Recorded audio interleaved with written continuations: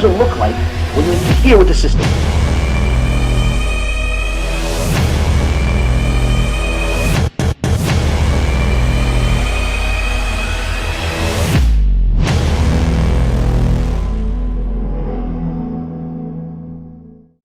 There are some examples where Hashem let us know what does the world look like when we interfere. But if we give examples based on us, we don't really know what we ended up doing. So Hashem gave us examples from the best of the best. Meaning somebody much smarter than us, much holier than us, much more righteous than us, the best of the best. And He allowed us to get a view of what does it look like when you interfere with the system.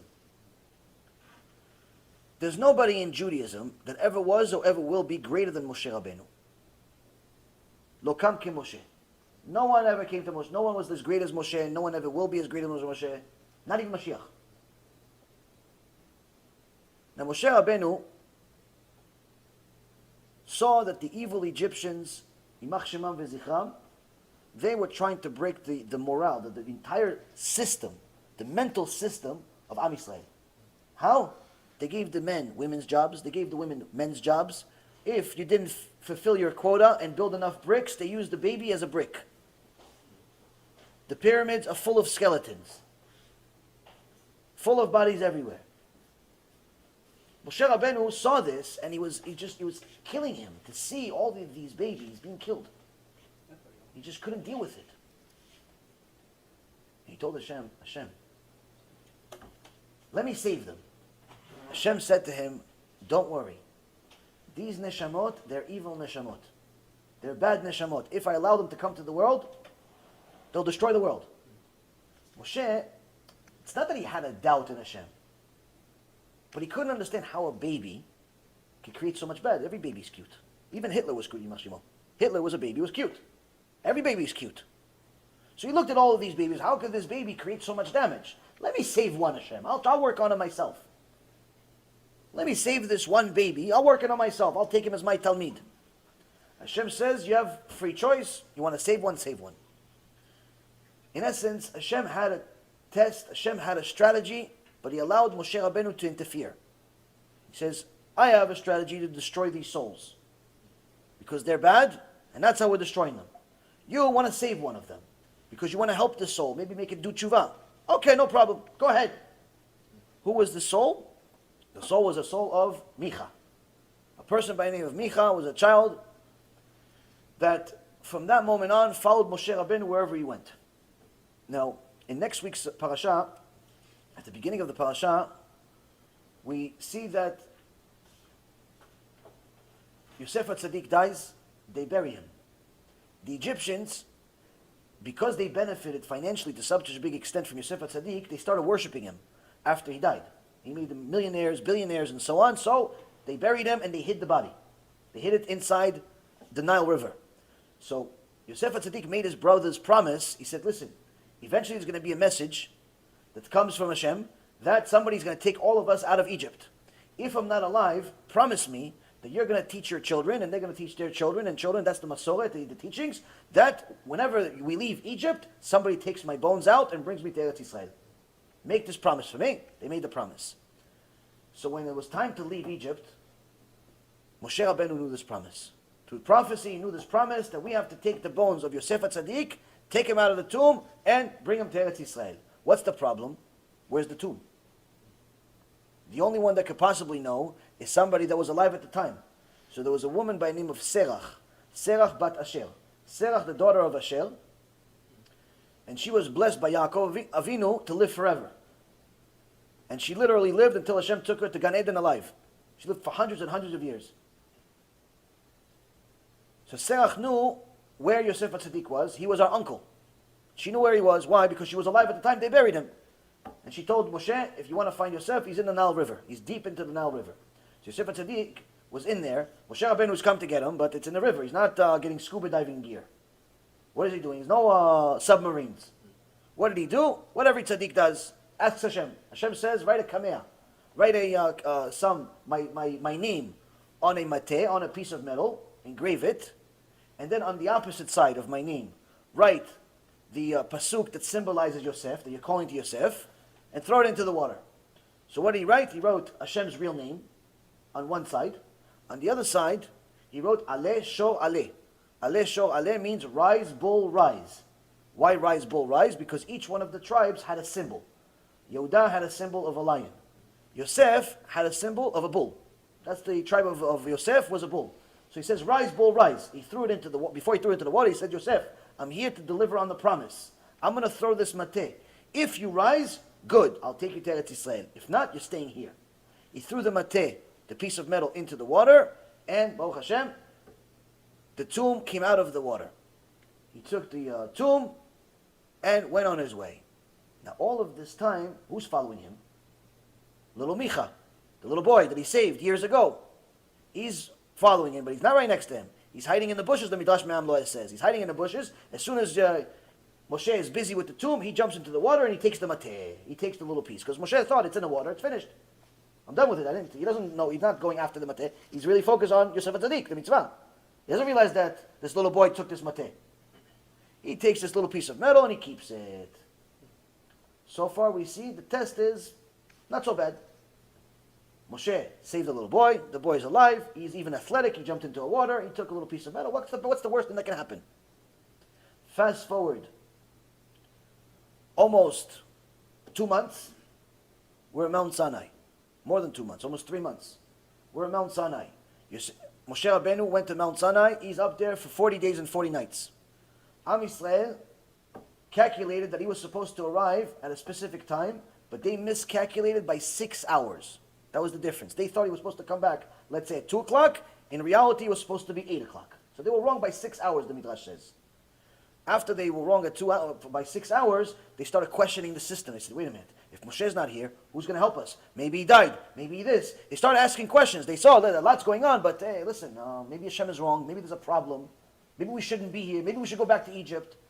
As soon as they started questioning Hashem's system, Hashem gave them a test. What's the test? He sent the Malach HaMavet, the Yetzirah, with a trap. The Yetzirah told him, look, here's a movie. Moshe died. He's not coming back. You thought maybe he died. I'm going to tell you he did die. Meaning, I'm going to agree with your worst fears. The prophet Job, the prophet Job says, what's going to happen to a person? What's the things that are the worst things for him? Meaning, the things he's afraid of, he brings on himself. If somebody focuses a lot of energy on being afraid of losing all of his money, he's actually bringing it on himself. If somebody's afraid of never having kids, he's bringing it on himself. If somebody's afraid of something constantly, like he focuses on it too much, and he shows that he has no faith in Hashem, Hashem gives him that as a punishment. He says, it's your fault. You believed it's going to happen. I made it happen. So it's very important for us not to limit Hashem. Even though we don't believe something is possible, it's as long as Hashem runs the world, everything is possible. So now, Am Yisrael was questioning. Hashem said, okay, you question, I'm going to give you a test. The Yetzirah arrived, said, Moshe died. And he even shows him a movie of angels carrying somebody. That makes it seem like it's really Moshe. So they all went to Hu, her in English. He says, build us, we need another messenger to replace Moshe. We need somebody to communicate with Hashem. So, build us something. Build us a Bet HaMikdash. Build us a place to serve Hashem. Hu says, no, there's no Bet HaMikdash. There's no nothing to build. Moshe is going to come back. Because build us or we'll kill you. He says, I'm not allowed to build. It's Avodah Zarah. They killed him. They killed Hu. Now they come to Aaron, Yosef's brother. They just killed Yosef's sister's husband. Hu was Miriam's husband. They killed him. They come to, not Yosef, Moshe's sister, Miriam's husband. Hu, they killed him. Now they're coming to Moshe's brother, Aaron. Aaron, build us a place to talk to Hashem. Our place of talking to Hashem was Moshe Rabbeinu. We go to Moshe, he was like a Bet HaMikdash. He was like going to the Knesset, was talking to Hashem, was talking to Moshe. So Moshe's gone, build us something else. Aaron says, no, Moshe's going to come. No. You heard what happened with Hu. Now Aaron was also a prophet, and he knew that if they kill him, then Hashem is never going to forgive them. So he said, okay, fine. Give me all of your gold. He figured that money, when it comes to Torah and mitzvot, it's very hard for people to give money. If somebody died, everybody wants to donate. If somebody has a flat tire, everybody... So when the people came to Aaron, they said, listen, build us a sanctuary. Build us something that's going to connect us to Hashem. Aaron knew human nature is nobody wants to give money for Torah. They want to give it to homeless people. They want to give it to dead people. They want to give it to churches. But to Torah, no one's going to give. That was the mistake. Aaron thought the Yetzer Hara wasn't watching. So as soon as he asked him for money, the Yetzer Hara arrived and convinced everybody to even take off their earrings to give him the gold. Still, Aaron wasn't worried. Why? He said, okay, listen, you're going to give me all the gold. It takes a while. Anybody that knows anything about gold, it takes a long time for gold to melt. It's not 5 minutes. You need very, very high temperature. To even build such a fire, it takes a long time. And then on top of it, to melt the gold takes a long time. So he's figuring, by the time the gold melts, it's going to take a few hours. Then even after it melts, to build something out of it is going to take even a few days. By then, Moshe Rabbeinu is probably going to come. Here's the problem. Moshe himself interfered with the test. When? Years ago. When he saved Micha. When he saved the little boy. Everybody threw their earrings. Everybody threw their rings. Everybody threw their bracelets. Everybody threw their thing. What is the boy going to throw? The only thing he has. The little piece of metal that says, Ale Shor Ale, rise bull rise. He throws into the fire. What comes out of the fire? A shor, a bull. A bull comes out of the fire. No one builds the bull. Aaron didn't build the bull. The bull came out of the fire. Why? Because there was Shem HaMeforash. There was the name of Hashem on this mateh. It was a miraculous thing. It wasn't like some normal piece of metal. It was written, rise, bull, rise. Hashem said it. Why? His name is on it. So he throws it into a pot of gold. What comes out of the gold? A bull. And what is the bull? What do you think? It's a regular bull? Like you have it on Wall Street? Top of Wall Street. I lived down Wall Street for many years. On top of Wall Street is a bull. But that bull doesn't move. This bull came out of the fire and talked. And said, I am God that took you out of Egypt. So what do you think? They're not going to worship him? He just talked to them. If a bull showed up right now and said, I am God that took you out of Egypt, it's a fact that we're not going to stop worshiping him. It's a fact. Why? Some bull, some golden bull the size of a building starts talking to you, I'm God at the Kiyam. Unless you really seriously learn Torah, most people are going to fail. Some golden bull starts talking to you. That's what happened. Why did it all happen? Because Moshe interfered with Hashem's test. Interfered with Hashem's test. Hashem said, I have a system. These souls have to be destroyed. Yeah, but they're only babies. To you, they're only babies. To you, it's only this and it's only that. To me, I have a whole series of things. That's why no one can see my face and live. You can only see my back. Meaning, Hashem was telling Moshe, you can't see what I'm doing and understand it. You could only understand it if it's from the back. Meaning, after I finished it. After I finished it. Last but not least, we also have a very, very famous, well-known tzaddik in our history called Shlomo HaMelech. Shlomo HaMelech was gifted with wisdom. When he was 13 years old and he became king, Hashem asked him, what do you want? What do you want as the gift? And Shlomo, instead of asking for power, instead of asking for wealth, he asked for wisdom. He said, Hashem, please give me wisdom so I can judge your nation according to your Torah. I can judge your nation the right way. Hashem says, since you asked for wisdom to judge my nation, not only am I going to give you the most amount of wisdom in history, but on top of it, I'm going to give you wealth, and I'm going to give you power. He was the richest man ever, and he was also the most powerful king. No wars, aside from the beginning where he killed a bunch of enemies. After that, nobody messed with Shlomo HaMelech. But Shlomo, with all of his wisdom, thought that since he has all of this wisdom, not everything pertains to him. So the halacha is that Hashem said a king is allowed to marry 18 wives. But it also says don't marry too many wives. Meaning, you're allowed to marry more than one wife. You're allowed to marry even 18. But you're not allowed to marry too many, meaning more than 18. But Shlomo wanted to bring Mashiach. Shlomo HaMelech wanted to bring Mashiach, and he says, listen, in order to bring Mashiach, a few things have to happen. Number one, there's 1,000 powers of Tum'ah in the world. 1,000 different levels or different facets of Tum'ah, of impurity in the world. And on top of it, there has to be peace in the world. So how could I achieve both? I'm going to marry 1,000 women, 1,000 princes from all the countries in the world, 1,000 countries. I'll marry a princess from each one of them. That way there's peace. And on top of it, I'm destroying all of the Tum'ah in the world. Why? Because I'm converting everyone to Judaism. It says in the Torah 18 wives, but I'm not marrying them for lustrous reasons. I'm marrying for mitzvah. Marrying them to bring peace. I'm marrying them to bring the Mashiach. That was his idea. The problem is that in the end of his life, the Pasuk says, Vayaz Shlomo hara b'einei Hashem. That it was written that Shlomo did evil in the eyes of Hashem. Why did he do evil? Because he made decisions according to his amazing, extraordinary logic, but still human logic. Now he married a few women that he wasn't allowed to marry, even though everyone converted. They didn't convert for the right reason. So even though they were still Jewish, they weren't righteous Jews. Many people want to convert today, but not everybody wants to convert for the right reason. Some people want to convert for money. Some people want to convert because they want to get a job. Not everybody's a righteous convert. The righteous ones among us, they're the best of the best. The wicked ones, that's the Erev Rav. There's a big gap between the two. They're so righteous, they're like, we have to do tshuva just by looking at them. It's like, wow, she's so righteous. She's amazing. I wish I was like her. I wish I was like her. She's so righteous. She's so amazing. I want to be like her. I want to be like him. He always goes to shul. I never go. He always learns. I barely know how to speak. You're constantly, you see how great they are when they're righteous.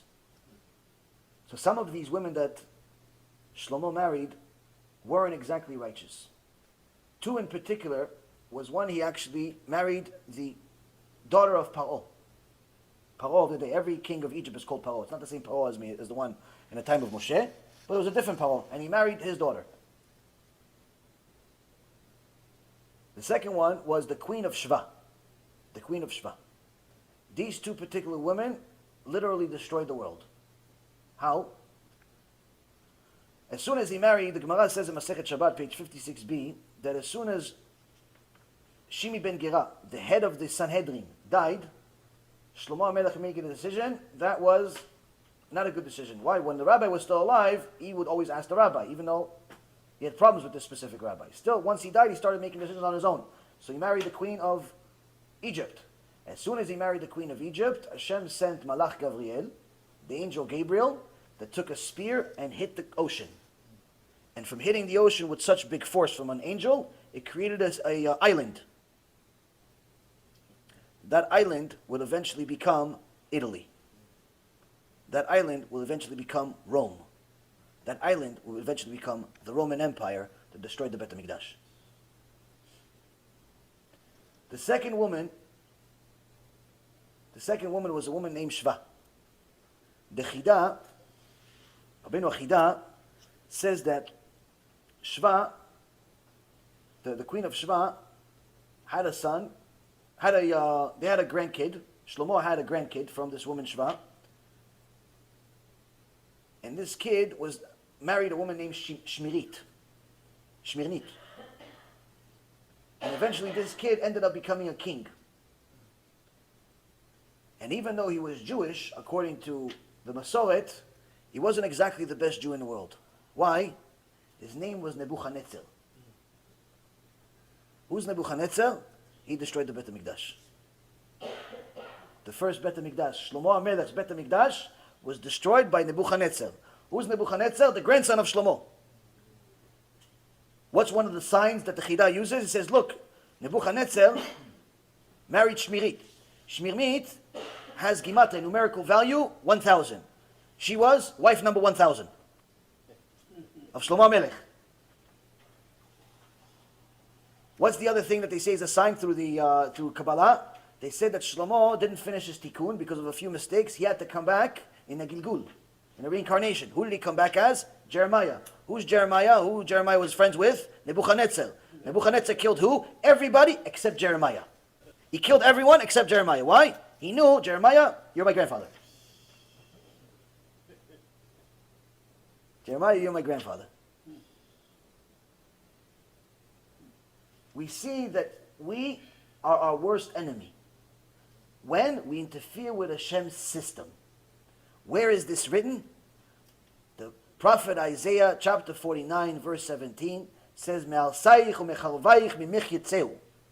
your ruiners, your destroyers will come from within you. Meaning your biggest enemy is inside you. Inside your heart, inside your school, inside your family, inside everything. Why? If you didn't pay attention to the law, to everything from day one, there's a poison, there's a cancer, there's something wrong that eventually will destroy the whole thing. A person that wants to build a Jewish home has to know, it all has to start from the beginning. When is the beginning? As soon as you found out.